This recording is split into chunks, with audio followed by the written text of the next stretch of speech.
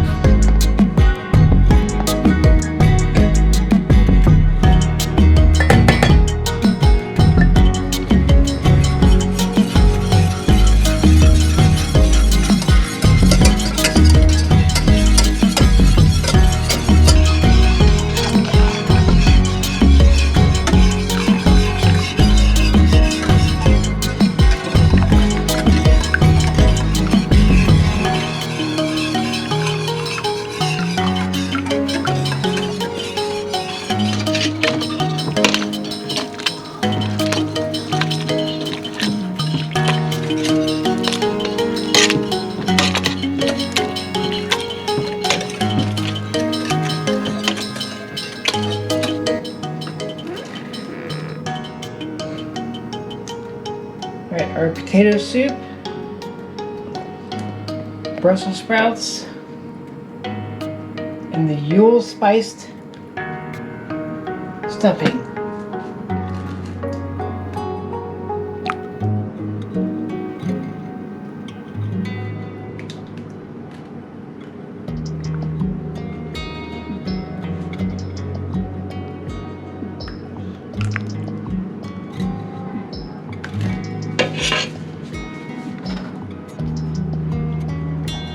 parsley,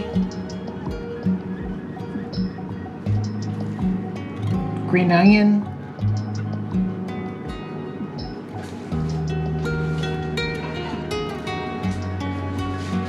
and vegetarian bacon bits. Oh. And sharp cheddar.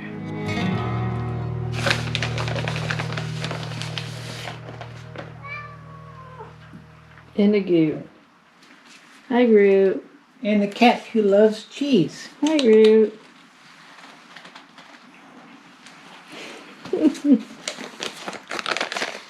Oh, nice. I'm so excited.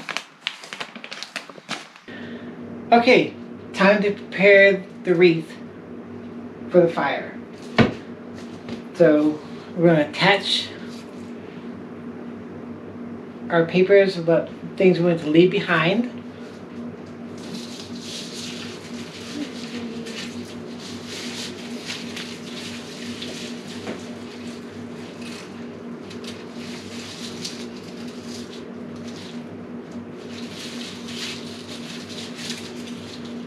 They will burn up in the fire. Also, you can attach things that you want to be good for the next year. So we have our other channel where we do abandoned exploration, the Ramblers Exploration. So normally we don't take anything from places we explore. We don't disturb, we don't do any of that.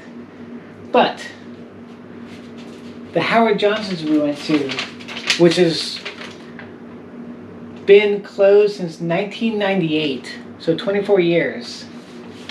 And it's completely collapsing in on itself. We found a bunch of these kids' activity sheets that somehow had not gotten wet and deteriorated. So to represent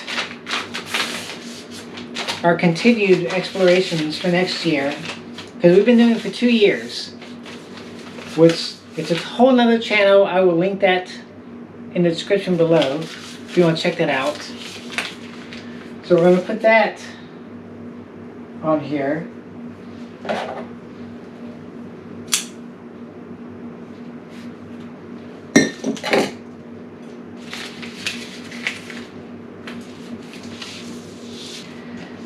Also, you can put a trinket that will survive the fire and be there the next day, and you go and sift through the ashes to find it.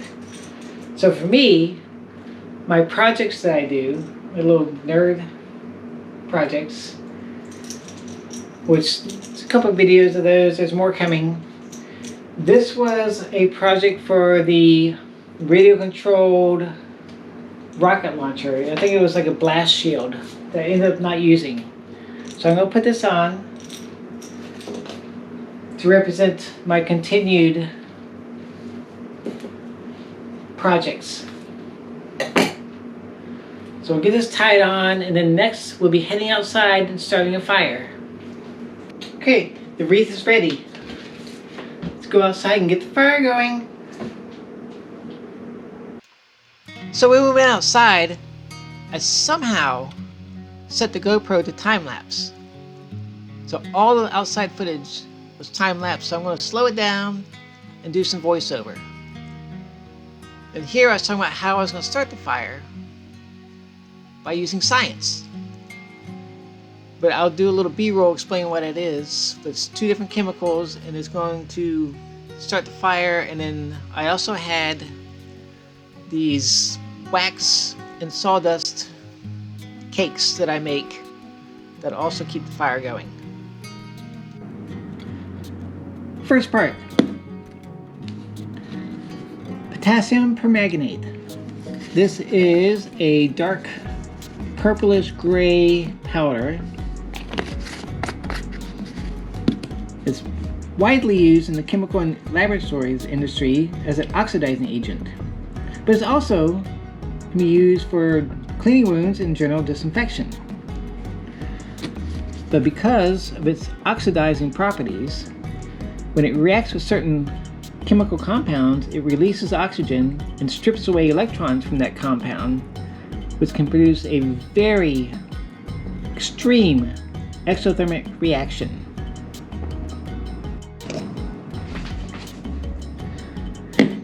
Part 2. Vegetable glycerin. Now, this is widely used in the food and cosmetics and pharmaceutical industries. This one in particular for skincare, which says it softens and moisturizes. But for food, it can help foods with oil and water with their ingredients to mix. And it can also prevent ice crystals from forming in frozen foods. But this is also very easily oxidized, which means when combined with a strong oxidizer, the potassium gives the glycerin oxygen molecules while stripping away electrons from the glycerin, which will create a very hot, very intense exothermic reaction. So that's how we're starting our fire. So let's go back outside.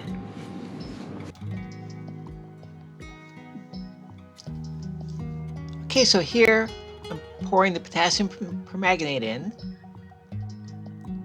Nice little pile, and next to glycerin. It won't take much, and once the reaction starts, after about 5 or 6 seconds, it will spontaneously combust.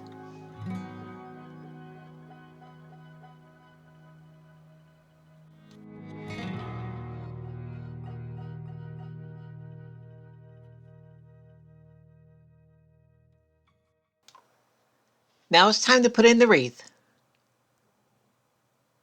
Let the fire consume all the bad things from the past year.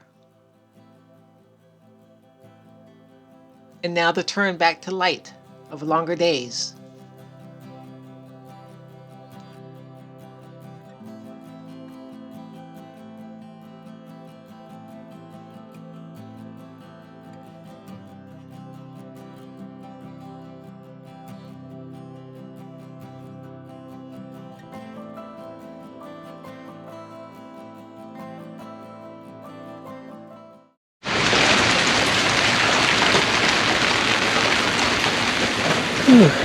Nasty day. Oh, there it is.